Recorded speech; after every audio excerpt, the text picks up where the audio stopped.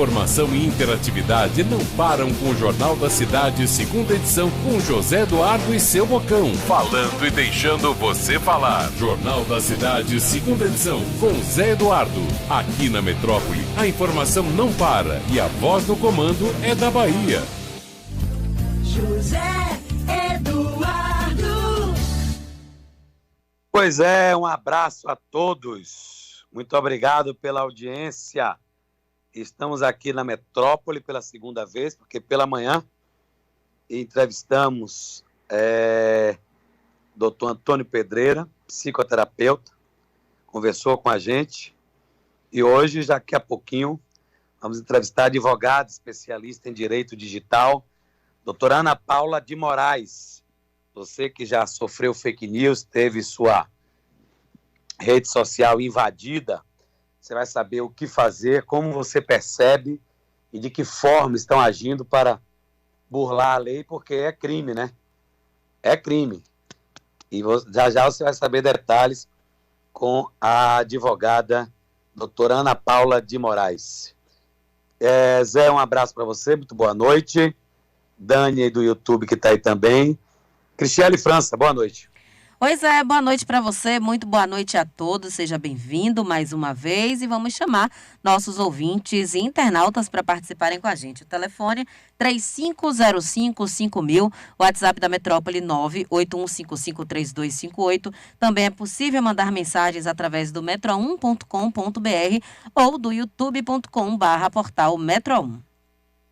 Pois é, antes de tudo, tem uma coisa interessante para a gente ler, que já deve estar no Metro 1, uma vacina aprovada pela Anvisa, que vai ser utilizada aqui no Brasil. Primeiro, em São Paulo, como sempre, né? O epicentro do país onde está acontecendo essa pandemia. Lê aí para mim, Cristiane França. Isso, Zé, só um minutinho que eu estou em busca aqui rapidinho desta notícia.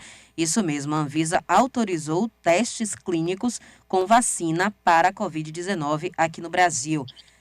Deixa só eu baixar um pouco aqui a informação, é de que essa vacina contra a Covid-19 em desenvolvimento na Universidade de Oxford, no Reino Unido, será testada em pacientes aqui no Brasil. O procedimento foi aprovado pela Anvisa, Agência Nacional de Vigilância Sanitária, ontem, em edição extra do Diário Oficial da União. De acordo com o órgão, para a realização de qualquer pesquisa clínica envolvendo seres humanos, os laboratórios precisam necessariamente de autorização dos comitês de ética em pesquisa ou da Comissão Nacional de Ética em Pesquisa. A vacina, que esta semana entrou na terceira fase de testes clínicos, vai ser aplicada em pelo menos 10 mil pessoas em todo o mundo. Aqui no Brasil, segundo o Ministério da Saúde, os testes serão iniciados ainda este mês e as doses administradas em 2 mil voluntários que não tiveram contato com o novo coronavírus em São Paulo e no Rio de Janeiro, os dois estados que concentram o maior número de infectados.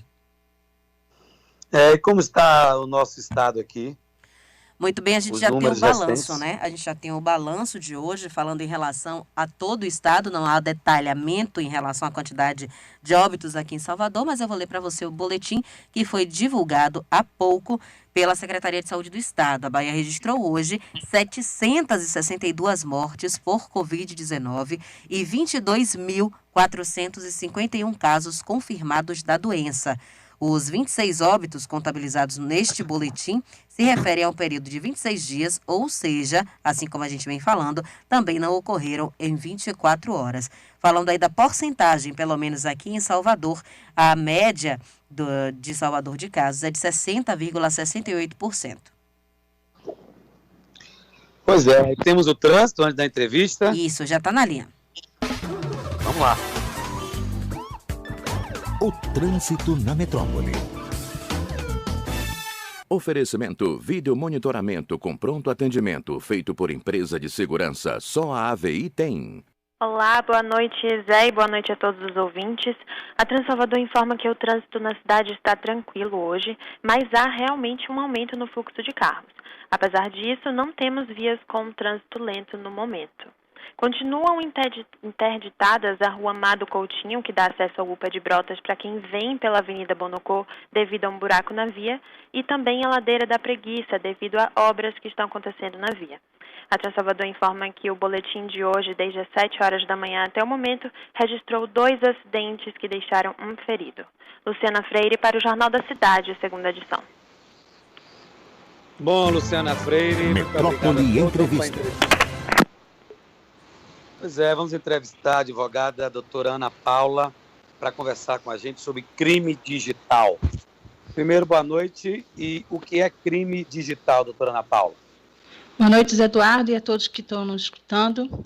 Crime digital, na verdade, de forma bem clara, é aquele crime cometido através da internet, nas redes sociais, seja ela qual for que você utilize, quando o seu e-mail é hackeado, quando o site da sua empresa é hackeado também, é cometido por um hacker que bloqueia todo o sistema que você utiliza para fins comerciais. Isso é um crime digital.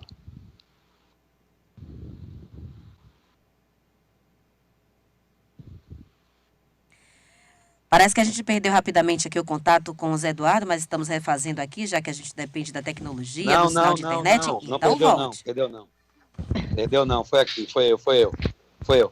Como é que a gente soluciona esses crimes, doutora Ana Paula? Como é que a gente soluciona?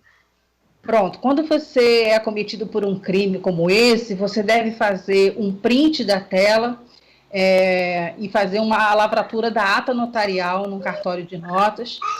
E com esse documento na mão, você deve se encaminhar para uma delegacia. Filha, tá gritando, filha. Você deve se encaminhar para uma delegacia de polícia mais próxima de sua casa e registrar um boletim de ocorrência. A partir do registro de ocorrência, a autoridade policial vai fazer a apuração das provas juntamente com a Delegacia de Crimes Digitais que a gente possui aqui na Bahia e que atua fortemente no combate ao crime cibernético. E qual a nossa estrutura? Eu falo a Bahia. Qual a nossa estrutura para o tipo de crime como esse? Zé, eu vejo que o trabalho que é feito pela equipe do Delegacia Especializada de Crime Cibernético, ela tem um aparelhamento bem satisfatório para a sociedade. E todas as vezes que eles precisam de algum apoio, eles contam com a Polícia Federal e com outros órgãos de segurança pública, né? Então, assim, o cidadão baiano, ele não precisa ficar preocupado de que, num eventual incidente digital, como a gente diz, que venha a ser acometido, que ele não terá uma resposta do poder público.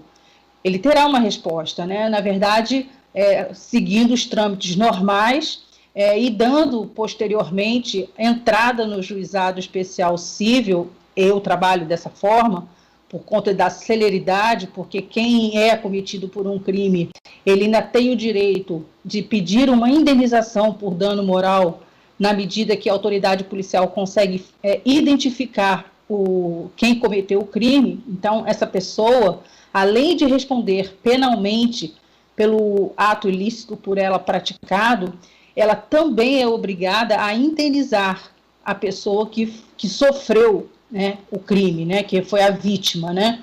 Ele também é obrigado a indenizar por perdas e danos morais a pessoa. E esse processo civil é tramitado no juizado especial civil, porque o Marco Civil da Internet assim permite. A gente tem uma coleção de leis brasileiras que nos permite utilizá-las para o combate do crime digital, né? Combater esses meliantes, vamos chamar assim.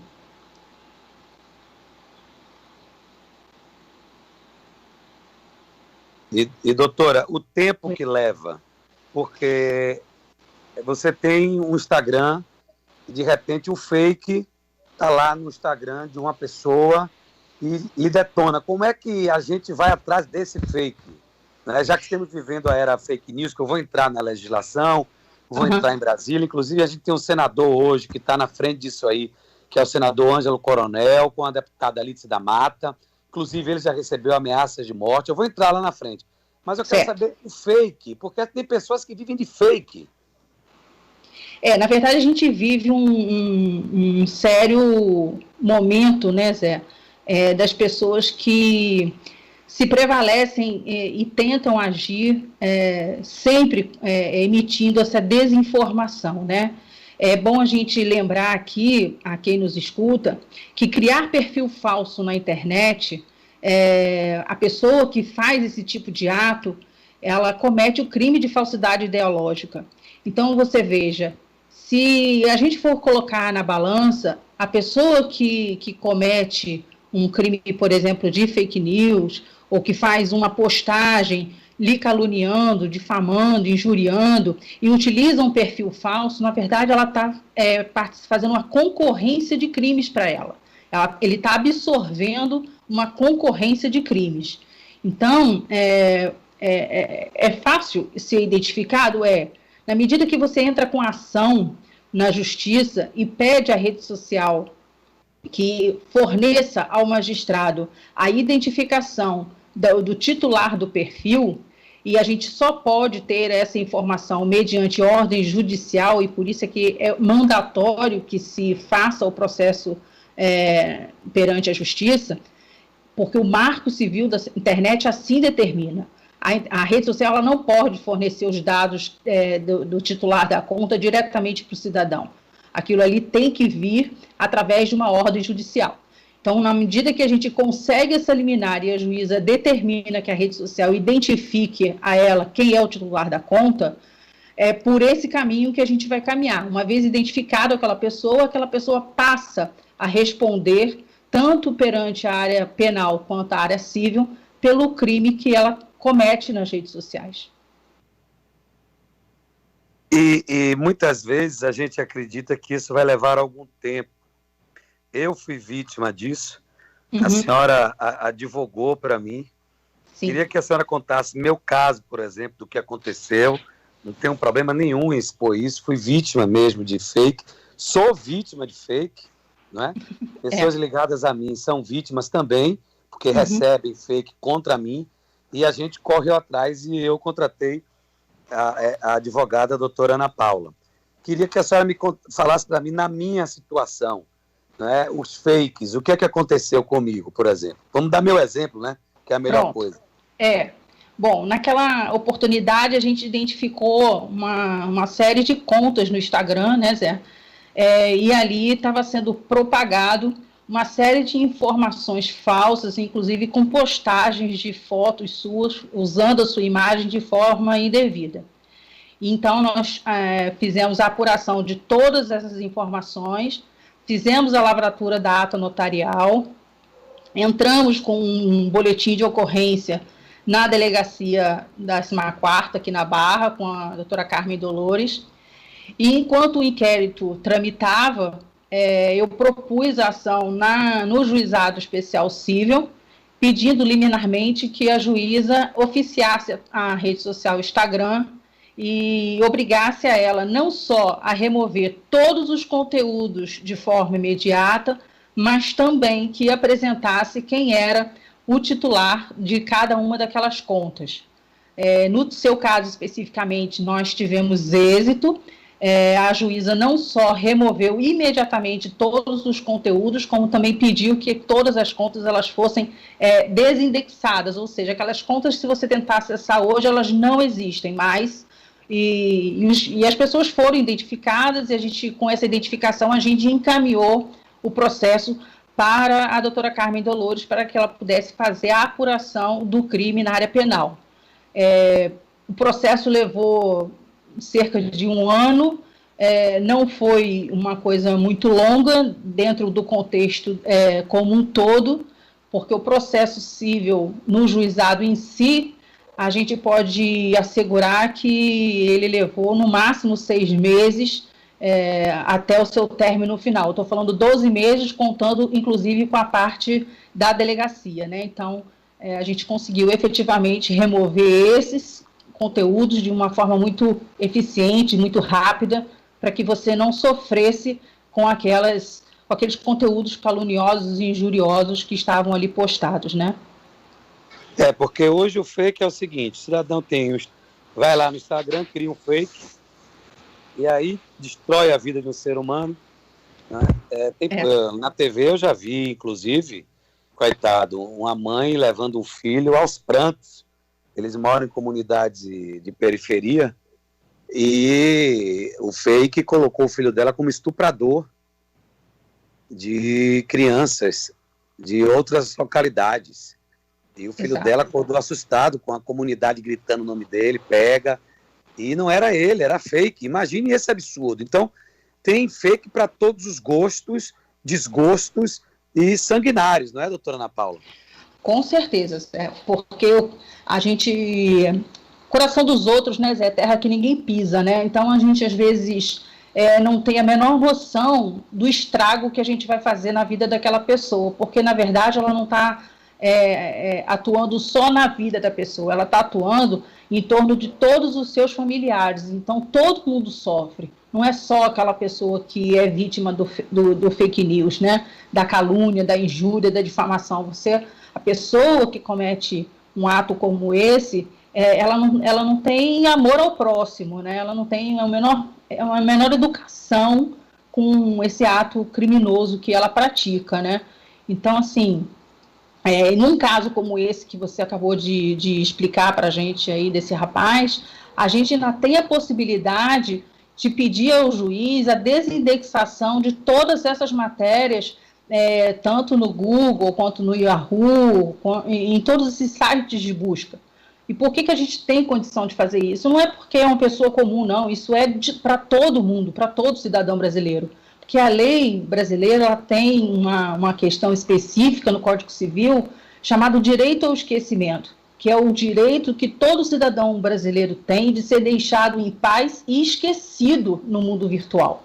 Então, se você, por exemplo, é vítima de um fake news, você pode e tem o direito, por lei, de pedir ao juiz que determine os sites de busca, que faça a desindexação daquelas matérias, para que aquilo não volte a fazer com que você sofra ou passe por nenhum tipo de situação na sociedade a qual você convive, que venha a lhe causar qualquer tipo de angústia moral, né? Então, além de tudo isso, a gente ainda tem essa legislação que nos ajuda nesse sentido, né? Porque antigamente era pior, né? Antigamente você não tinha para onde correr, eles acabavam, destruíam e se achavam os donos do Instagram, de Twitter, destruíam a vida de pessoas. Antigamente a situação era muito pior, né? Melhorou de quanto tempo para cá isso, doutora Ana Paula, advogada contra crime digital? De 2014 para cá, Eduardo, com o advindo do Marco Civil da Internet, que quando foi promulgado e entrou em vigor efetivamente, a gente começou a explicar para os cidadãos que o Marco Civil ele era a constituição dos direitos e deveres dos cidadãos e daquelas pessoas que forneciam serviços de tecnologia para o cidadão comum. Então, virou a Constituição da Internet. Então, de 2014 para cá, a gente teve um ensaio, vamos dizer assim, de uma melhora e de uma ajuda na nossa legislação com o advindo do Marco. A gente tem que lembrar e esclarecer para todo mundo que nos ouve que a legislação brasileira em vigor, ela é plenamente aplicável para qualquer tipo de crime que seja cometido no ambiente digital, seja no Facebook, seja no Instagram, no Twitter, no Google, seja onde for, seja numa live que você faça, ninguém está protegido pela lei ao anonimato. Isso já é dito lá na Constituição Federal, no artigo 5º, que a ninguém é concedido anonimato e a ninguém é concedido o direito de invadir a privacidade e a intimidade alheia. Então, veja, Zé, se a gente tem a lei maior do país, que já garante tudo isso, e depois dela a gente tem uma série de legislações que também asseguram o direito à privacidade e intimidade em vigor no país, o Marco Civil veio para nos ajudar, né? E agora a gente tem aí mais legislações para entrar em vigor que vão nos ajudar mais ainda a proteger o direito do cidadão brasileeiro, né? Que haja vista a Lei Geral de Proteção de Dados e a legislação que está em trâmite no Senado do combate às fake news, né? Estou conversando com a advogada contra crime digital, especialista em crime digital, doutora Ana Paula Cristiele França, 35055000, pode deixar o telefone aberto para perguntas à advogada e também mensagens, ok, Cris? Isso, assim que tivermos mensagens e participações dos ouvintes, não se preocupe que eu te aciono aqui. Agora, a fake news, antigamente ela tinha uma idade, né? Era muita moçada de 15, 16 anos, 14 anos. Essa moçada aí, em casa, trancado, tocava fake news e mandavam ver. Agora a coisa virou profissional, né, doutora Ana Paula? O pessoal realmente, Zé, saiu daquela linha tênue, né? Que você, como jornalista, você sabe bem que é isso, né? Uma coisa é a liberdade de expressão, né?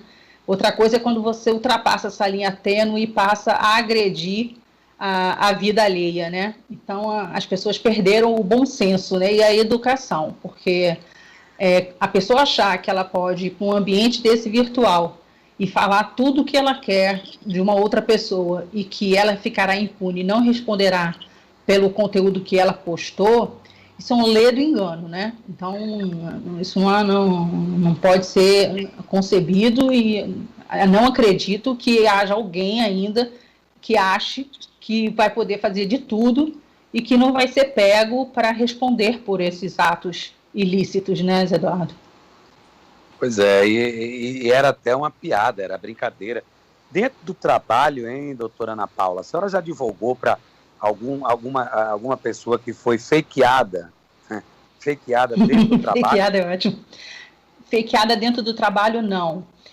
Na verdade, eu advoguei para uma pessoa, o processo correu, inclusive, em sigilo de justiça, que, na verdade, ela tinha um problema psicológico e os alunos de uma universidade aqui de Salvador praticaram bullying contra elas, Eduardo. E a pessoa já era maior de idade, já seus 20 e poucos anos, e ela foi parar num centro de internação. E todos os conteúdos que essas pessoas podiam publicar na internet, elas publicaram contra essa menina. E a gente teve que entrar com ação e pedir realmente a remoção de todo esse conteúdo e, inclusive, a oficiar a essa universidade aqui na Bahia para que ela tomasse as devidas providências, porque, além das fake news, a gente tem que lembrar também que qualquer pessoa que pratique esse tipo de ato de agressividade, de humilhação, ela pratica cyberbullying, se for em ambiente virtual, e se for dentro do ambiente da empresa, ou do ambiente escolar, ou universitário, isso é caracterizado como bullying, e também tem previsão legal e é crime. Pois é, eu estou com o nosso Regis aqui da Navegarte. E temos ouvinte na linha também. Nosso amigo Regis da Navegarte, e ele pergunta aqui uma coisa interessante. Fake news em WhatsApp. Como é que é? Na verdade, o que Regis... Salve, Regis, boa noite. O que Regis está querendo que a gente explique, Zé Eduardo, para quem nos ouve, são os disparos em massa nos mensageiros eletrônicos, né? Sim. Então, assim, robô. Quando você... O robô... Ou então, quando você tem os seus grupos, as famosas listas, né? Porque o WhatsApp até então permitia que você fazia listas. Então, aquelas listas que você pega, faz um print de um conteúdo, coloca ali e dispara para 190 pessoas, 200 pessoas, né? E isso a gente vê muito em época de campanha eleitoral, né? Que o candidato tem várias listas dentro do WhatsApp, dentro das pessoas que trabalham para ele, para fazer a divulgação. Então, existem pessoas que entram nessas listas como se fossem amigos daquela pessoa e começam a disparar conteúdo falso. Então, a fake news ela também pode se dar no ambiente do WhatsApp, do Telegram, e essa legislação federal ela já contempla, a partir do artigo 25 da lei, a punição para as pessoas que fazem essas publicações falsas através de mensageiros eletrônicos, como o WhatsApp e o Telegram. Então, a fake news ela também pode se dar neste ambiente, não é só nas redes sociais. Zé, tem ouvinte na Quem linha. está aí, Cristiane França, para conversar com a advogada O Wellington. doutora Ana Paula Moraes. Wellington, boa noite. Alô, oi. Boa noite, Zé. Tudo bom? Como é que tá vocês todos aí? Tudo bem, meu filho? Eu queria verificar com a doutora aí a questão desses grupos de WhatsApp, esses grupos de condomínio, grupo de amigos, de empresa, onde uma pessoa, né, e tem o administrador, sem saber minha dúvida. E aí as pessoas começam a ofender umas às outras, e o administrador do grupo que está lá, que criou o grupo, se ele é responsável, ou se isso é caracterizado por cada pessoa que ofendeu as pessoas, responder sobre isso, porque às vezes um xinga o outro e ofende, e palavra de baixo calão. Como é que funciona isso, doutora? Quem é o responsável por isso, por essas agressões dentro de grupo de WhatsApp? Pode responder, Zé? Pode, doutora. Pode. Bom, a pergunta foi muito pertinente. Primeiro, eu gostaria de explicar para o ouvinte que qualquer grupo de WhatsApp no ambiente de condomínio, ele só pode ser criado mediante aprovação em assembleia extraordinária. Ela tem que estar prevista na assembleia do condomínio e fazer parte da ata, justamente para constar quais são os condôminos que aprovaram e autorizam que o seu telefone celular faça parte desse grupo, e aquelas pessoas que não autorizam que o seu telefone faça parte desse grupo de WhatsApp. E se essas pessoas não autorizaram a inserção do número de celular dela, o administrador do condomínio, seja ele um síndico ou um administrador profissional, ele não pode incluir o telefone celular daquelas pessoas que não querem fazer parte do grupo do condomínio. A gente tem que lembrar que número de telefone celular, e-mail, isso é pessoal.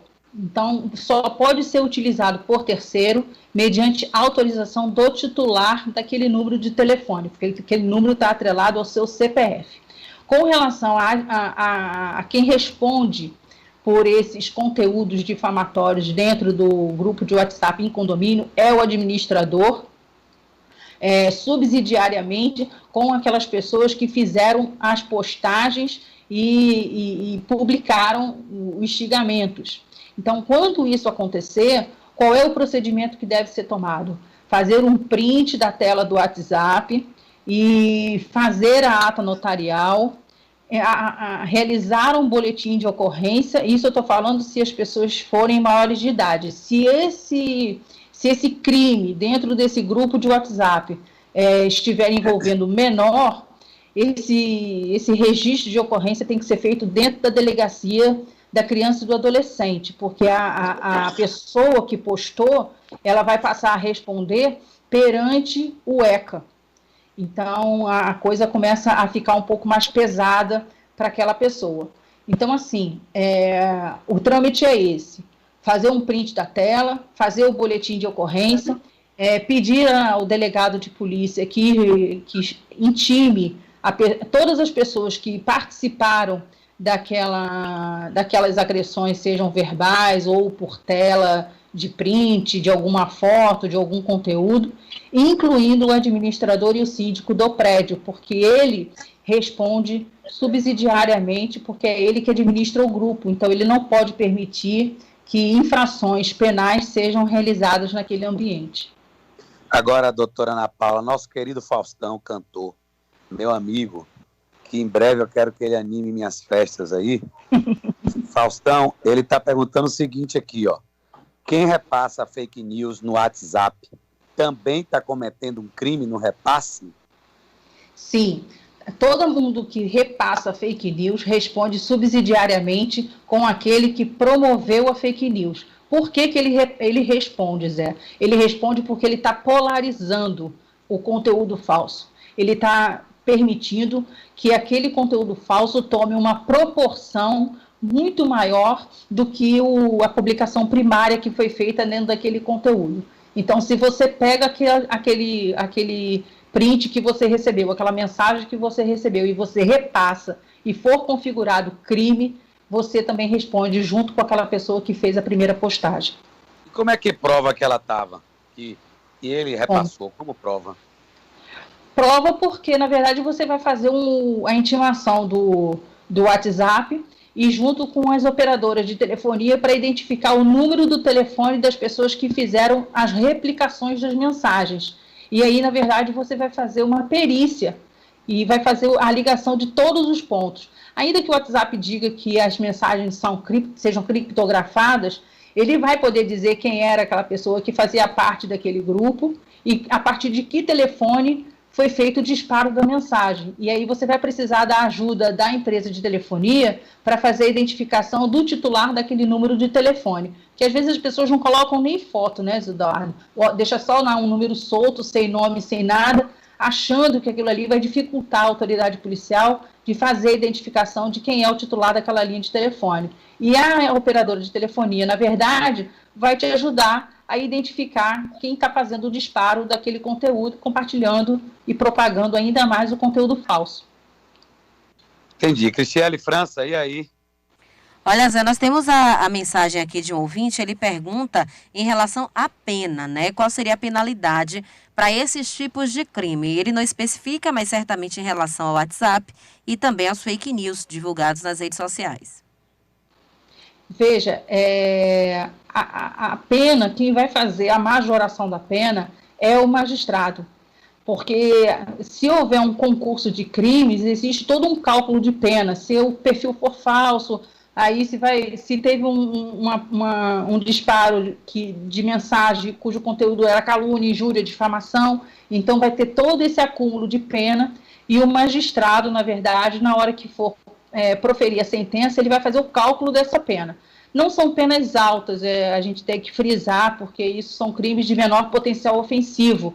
Então você vai ter aí 3 anos e alguns meses, por isso que a gente sempre deixa a cargo do magistrado fazer o cálculo do acúmulo de pena para poder saber por quanto tempo aquela pessoa vai responder. Ela não vai para a prisão, viu, Zé Eduardo? Na verdade, quando uma pessoa recebe essa pena do magistrado, como é um crime de menor potencial ofensivo, esse processo vai correr no Juizado Especial Criminal e muito provavelmente o magistrado vai condenar aquela pessoa ao pagamento de cestas básicas ou algum tipo de prestação de serviço à comunidade carente. E é por isso que aquela pessoa que é vítima dessas fake news, desses disparos de conteúdos falsos, ela tem por obrigação, por ela ter sido vítima, entrar com ação no juizado civil e pedir a indenização, porque ali sim ela vai ser remunerada pecuniariamente,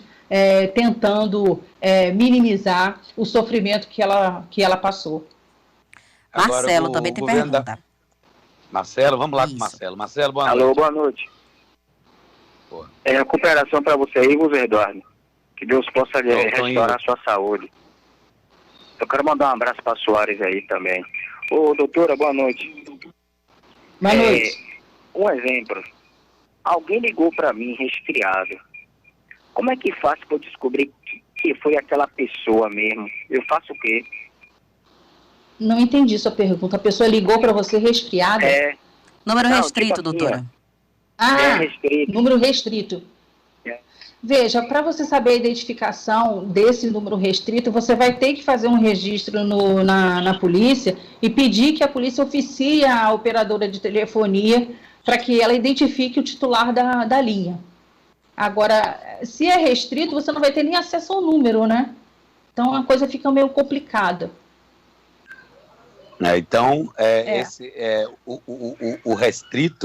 O restrito é uma arma interessante para o canalha, para o criminoso, né? Para fazer ameaça. Porque é bem difícil para vocês, né? Muito difícil, né? Porque aí você não tem acesso ao número, entendeu, Zé? Aí a polícia ela vai levar um pouco mais de tempo para chegar àquele conteúdo. O que vai acontecer com certeza é que aquela pessoa que foi fazer a denúncia na delegacia provavelmente vai ter o telefone dela celular custodiado para que a perícia seja feita, para eles tentarem achar essa pessoa que está ligando do número restrito. E aí você tem um outro lado dessa moeda, né? Porque se essa pessoa deixa o telefone dela custodiado e ali existem conteúdos que aos olhos da lei são ilícitos, aí a pessoa acaba se complicando, né? Bom, aqui o governador de vítima, ela vai passar também a concorrer a algum tipo de crime. Pois é. Aqui o governador da Bahia, Rui Costa, sancionou uma lei que prevê uma multa de até R$20 mil por fake news sobre a pandemia. Eles sofreram na pele, né, uma quantidade de fakes absurdo, né, doutora? Todo o dinheiro arrecadado será destinado a ações de apoio e tratamento de epidemias. A senhora já está por dentro dessa lei? Sim, eu dei uma olhada na lei, assim que ele sancionou. Na verdade, ele veio acompanhando o posicionamento do Estado da Paraíba, porque João Pessoa, há cerca de 4 meses, também sancionou uma lei idêntica a essa, a de Rui Costa. Inclusive, lá na Rádio Sociedade, eu cheguei a comentar isso com Silvana, porque seria uma medida de você tentar frear, né, essa disseminação de conteúdo falso, e ele veio na mesma linha de trabalho. O que é interessante é que, no contexto da lei, ele não aplica a legislação da multa de 5 até 20 mil reais só para as pessoas físicas. Ele também estende esse conteúdo para os veículos de comunicação, incluindo radiodifusão. Então, assim, ele está pegando todo mundo, entendeu, Zé? Justamente para tentar frear, porque a gente também sabe que tem empresas aí que gostam, né, de fazer distorção de notícia, jogar com as palavras e acabar prejudicando as autoridades públicas, né?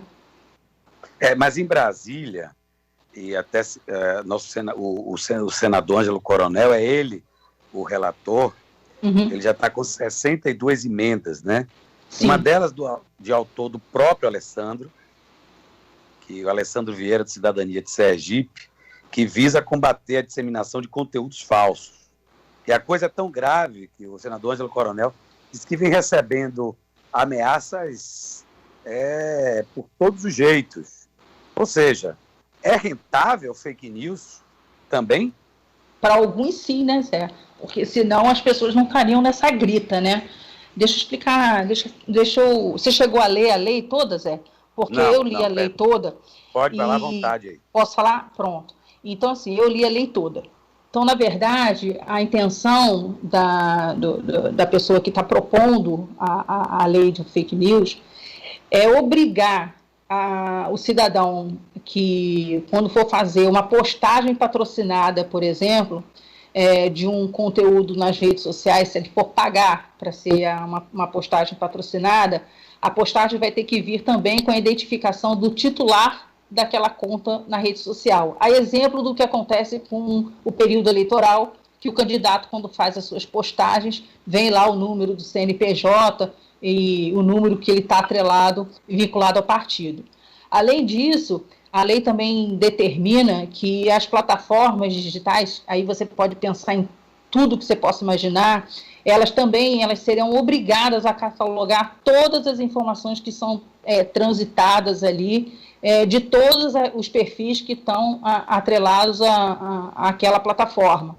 Justamente para, no caso da fake news, eles emitirem diretamente àquela pessoa e não vai mais passar pelo crivo da justiça, dá um bypass. Então, na hora que você é acometido da fake news, você solicita imediatamente, eles têm que emitir um relatório com todas as informações que estão atreladas àquela pessoa que fez a emissão das fake news. No que diz respeito aos mensageiros eletrônicos, WhatsApp, Telegram, eles não permitem mais a criação de grupos com mais de 20 pessoas.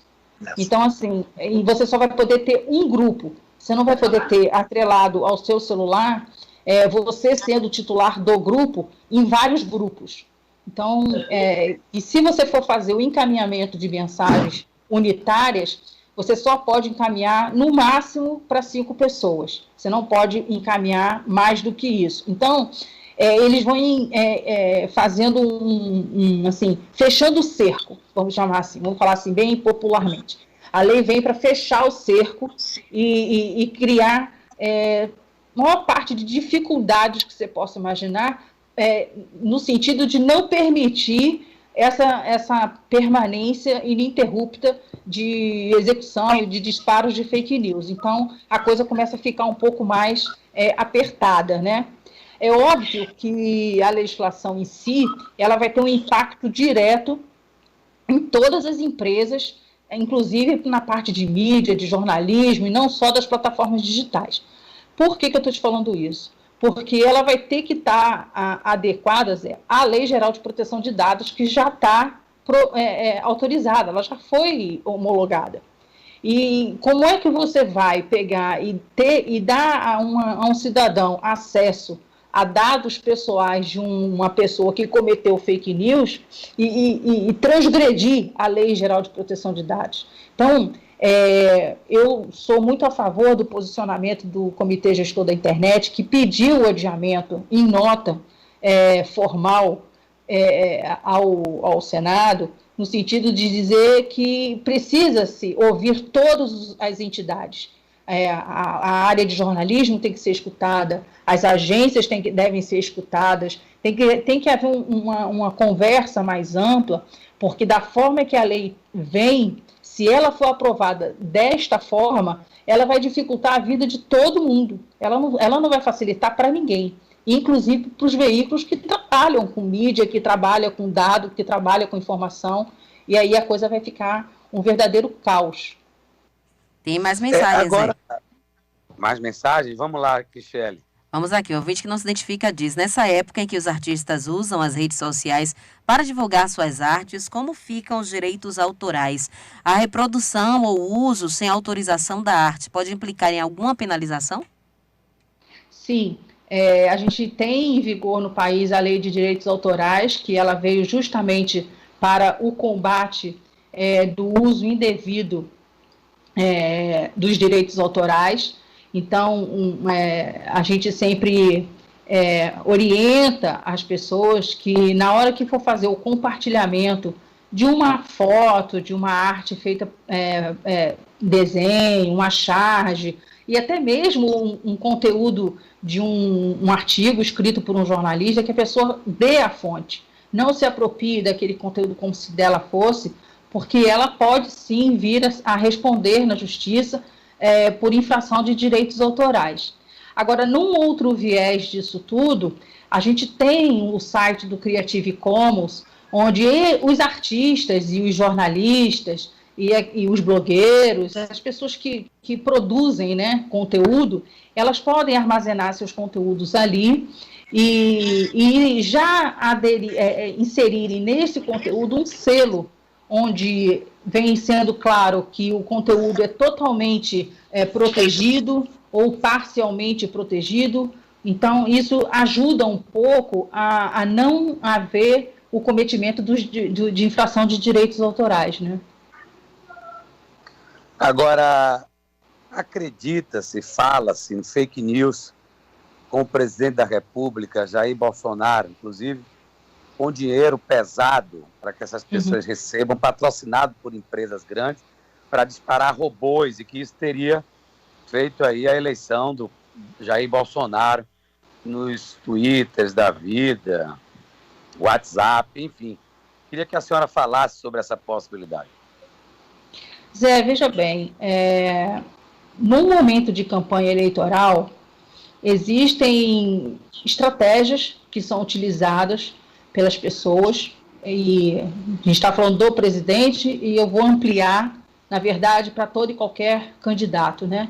As campanhas que são feitas, elas utilizam pessoas para disseminar, eles utilizam plataformas digitais para o disparo de mensagens em massa, e a própria legislação da fake news, que está lá no Senado para ser julgada, fala explicitamente sobre isso, do combate a esse tipo de plataforma, inclusive obrigando a todo e qualquer cidadão que utilize esse tipo de plataforma, que informe as redes sociais e as plataformas digitais que fazem parte e usam esse tipo de mecanismo para disparo de mensagens em massa.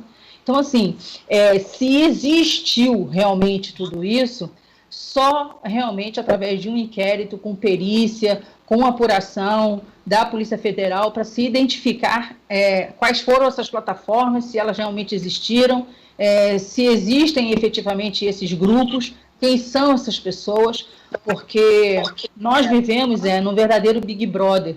Então, achar que nós não somos ou não podemos ser rastreados, isso é um ledo engano.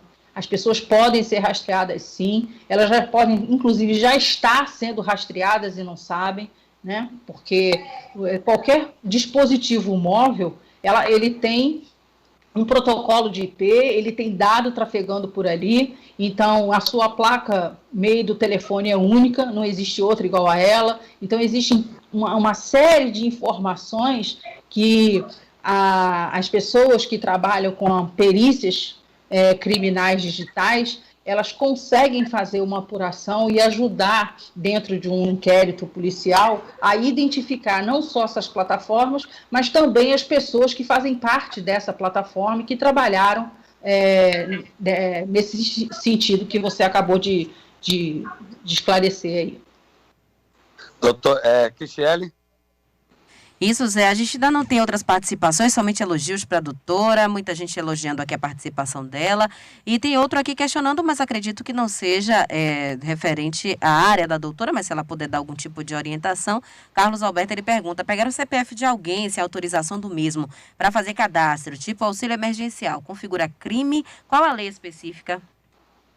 Sim, você não pode usar o CPF de ninguém como se eu fosse, porque o CPF é um dado pessoal. Né? Então, você comete crime de falsidade ideológica, sim, porque você está se passando por aquela pessoa na qual você não é.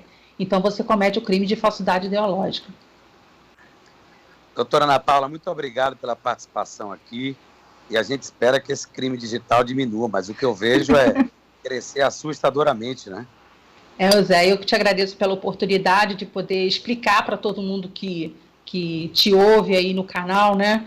Que as pessoas precisam cada vez mais ter uma educação digital, não ser um clicador feliz. Eu falo muito sobre isso porque é uma forma muito clara das pessoas entenderem que elas não podem sair por aí publicando e compartilhando tudo que elas veem pela frente e não checarem de forma antecipada se aquela notícia que ela recebeu, se aquela informação que ela recebeu é verídica ou não. Nesse momento de pandemia, a gente deve lembrar que todas as plataformas digitais e redes sociais, eles têm um acordo com a Organização Mundial de Saúde e com o Ministério da Saúde, para que você cheque a notícia antes que você faça o disparo dela, para saber se realmente aquilo ali é verdadeiro ou não. E para as pessoas que são públicas, né, a gente também deve ter um pouco de educação e não invadir a privacidade daquela pessoa e não achar que pode falar tudo que ela acha que pode falar e que ela não vai responder por isso, né? E a gente pede aí que realmente essa lei da fake news venha para dar um freio em todo mundo, né?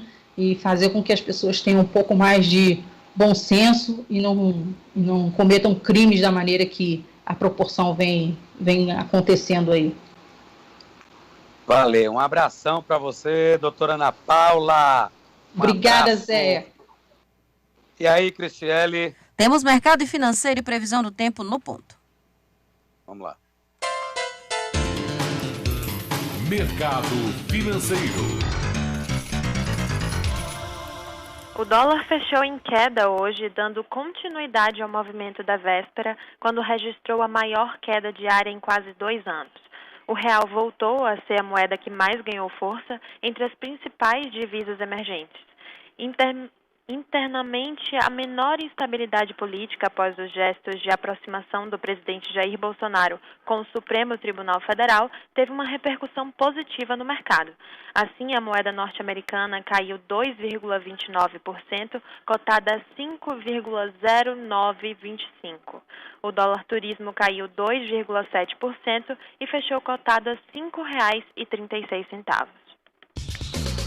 Previsão do tempo. Segundo informações da Codesal, a temperatura no momento é de 27 graus Celsius e não há previsão de chuva para agora à noite. A previsão do tempo para amanhã é de sol, com chuva de manhã e diminuição de nuvens à tarde. À noite será de pouca nebulosidade. Não há risco para alagamentos e deslizamentos de terra. A mínima prevista para a temperatura amanhã é de 23 graus Celsius e a máxima é de 28 graus Celsius. Luciana Freire para o Jornal da Cidade, segunda edição. Pois é, se quiser botar alguém pelo telefone nesses últimos minutos, Cristiane França, para nos contar como é que está a vida, ou algum tipo de recado, o telefone está aí, é 3505-5000, e vamos a algumas notícias, lendo aí, Cristiane. Isso, Zé, olha, tem uma notícia em destaque aqui no metro1.com.br, que é bem preocupante, mas é a realidade. Além da queda coice, a Petrobras vai reajustar os preços do gás liquefeito de petróleo, GLP, a partir de amanhã. O aumento médio vai ser de 5,3% em suas bases e refinarias em todo o país. Essa é a segunda alta consecutiva nos preços do produto. No dia 23 de maio, o GLP acumula queda média de 12% em 2020, pois os primeiros meses do ano os preços sofreram 4 reduções. Os aumentos recentes seguem tendência de valorização do petróleo no mercado internacional, ou seja, o gás de cozinha terá aumento do preço em 5,3% a partir de amanhã. E tem outra notícia também em destaque aqui no Metro 1 que merece também que que você faça a sua avaliação, Zé. 1/3 das famílias das classes A e B do país solicitou o auxílio emergencial de R$ 600 do governo federal nos últimos meses. 69% dos pedidos foram aprovados para receber o benefício. A conclusão é de uma pesquisa realizada pelo Instituto Locomotiva. Segundo a pesquisa, 3,89 milhões de famílias mais ricas têm algum integrante recebendo o auxílio. E aí? Aí é que a fraude está instalada, né? Eu vi uma matéria domingo no Fantástico, onde uma quadrilha de assaltantes de bancos procurado pela polícia, mais de 12, os mais perigosos do Brasil, eles estão recebendo o auxílio de R$ 600. Então a coisa está desorganizada, tá? Deus dará. Eu quero saber se chega para a periferia, sabe? É essa periferia da comunidade mais pobre que foi tirado o pão de cada dia, não porque ela quis, mas sim por conta da pandemia, se eles estão recebendo mensalmente a parcela de R$ 600. É isso que eu gostaria de saber, quem vai pagar essa conta. Tem Cristina na linha, não adianta você pegar o dinheiro, liberar e não ter uma organização. Por que no Brasil a coisa é solta desse jeito? Entendeu, Cristiane? Com certeza, Zé, com certeza. É o que a gente se questiona todos os dias. Até mesmo o dono da empresa Avan recebeu auxílio emergencial, né? Tem ouvinte Cristina na linha. Né? Tudo bem? O filho de Bonner. Não, Cristina, boa noite. Cristina, tudo bem? Cristina, tudo bom? Oi, minha linda. Oi, tudo bem?